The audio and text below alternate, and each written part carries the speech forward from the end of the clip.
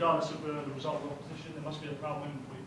Oh, absolutely, you know. But I don't just want to be a Premier League manager. That's not my ambition. I want to make sure that I'm successful and that, or relatively successful at the level. So, look, very proud moment. And as I said in recent press there, it would have been easy for me not to take the game today, you know, because I've come in, I've only had one day to work with them, but that's not my character, that's not my style. I wanted to get in amongst it regardless of opposition. You know, I wasn't there to get autographs or anything. I was there because I wanted to learn about my team, and learn about players, learn about myself, my staff, everything on one of the most toughest stages you can start. So look, I'm proud to be a manager, proud to be a Premier League manager, proud to have taken this game today. But you know, I've learned a lot today, and that's the main thing. Yeah, you mentioned the opposition there. Really couldn't have been much tougher at start. What were your thoughts on the game? I thought we were really passive first half. I thought for the first 15-20 minutes, fine, no real issue. Conceded a really poor goal in terms of, you know, we've got to be better than that from set play.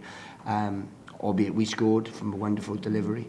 But then I felt we were really passive, and I felt we were just waiting for the inevitable to happen, and that's not teams that I have. We go after teams where, you know, we punch above our weight, and today for 30 minutes we didn't do that. The goal for half time killed us, because 3-1 then it's very difficult to peg, you know, Liverpool back. But second half, really proud of how they reacted, really proud of the performance, how they went about it, young players, game changers that we brought on.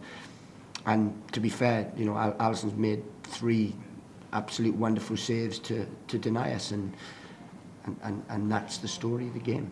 Yeah, I was going to say, the reason this club's in the bottom three is, you know, largely missed chances, but today Alisson, great goal, as you mentioned, could have had 2 or 3 easily. Well, look, I'm not sure it's quite that they've missed chances. You know, we've only kept 1 clean sheet as a club, and that can't happen. You keep clean sheets, you win games, or you get points. You guarantee yourself get points, and that's enough. So that's got to change. But I felt we were really passive first half. We allowed, you know, top world-class players too much space, and if you do that, then that's borderline suicide, you know, or footballing suicide, really.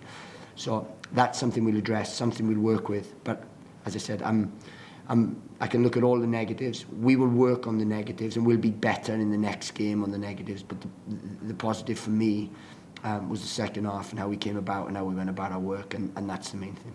Just quickly on Romeo Lavia, it looks to be just cramped when he came off there. Is he okay? And it's a good time for him, 5 weeks off, to build back up to that full fitness, isn't it? Oh, absolutely. You've got to realise he's only 18 years old, you know, and to come and to play how he did at Anfield with that freedom and that thing, you know, it shows he's a wonderful talent. But he'll get better, because we have to work with him in and out of possession. In possession, he's wonderful. Out of possession, we need to work with him, and he needs to get better. And once he does that, then he'll be some talent. But yeah, just cramp. A few of them, you know, Belakocha has come back after shoulder problem, so he lacks the match fitness. And all these need guidance, need help, need work. And once they get that, then they'll be better for it.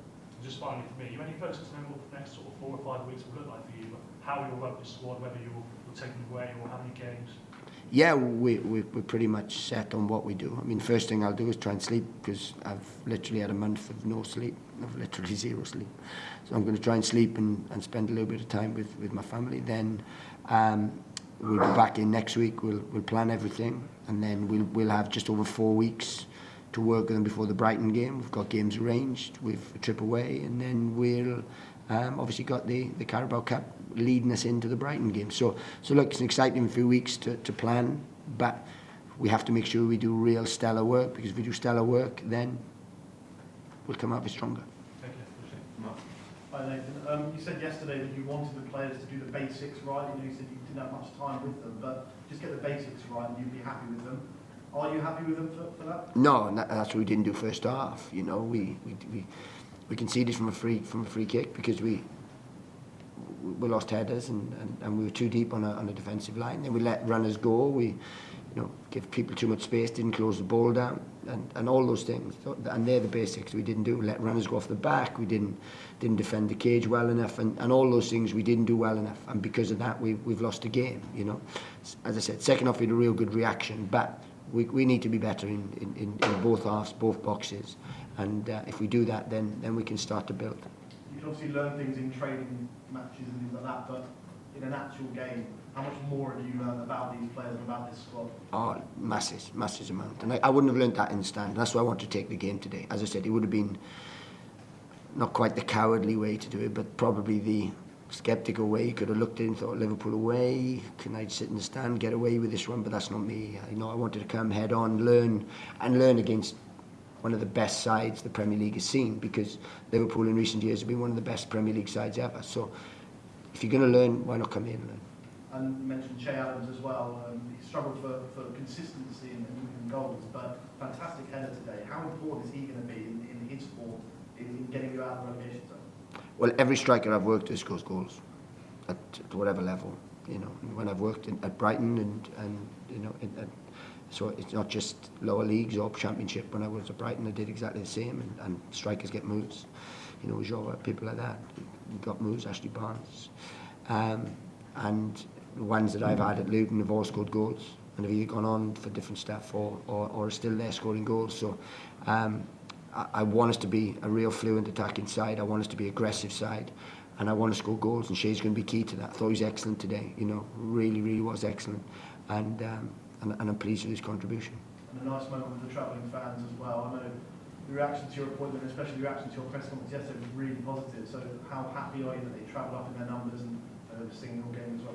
They're going to be really key to us because we'll build a rapport with them. But what they have to see first and foremost is a side that they can get right behind. And that's not a side that concedes 3 every week. It's not a side that's easy to beat. It's not a side that is a nearly side, a side that goes after opposition, the side that's aggressive, the side that's hard working, that really wants to entertain and score goals. And by entertain, I don't just mean tippy-tappy foot, I mean by scoring goals, because we want to score goals, we want to win games, we want points. And if we do that, then I'm sure the fans will get right behind it. But we've got a lot to prove, and we will.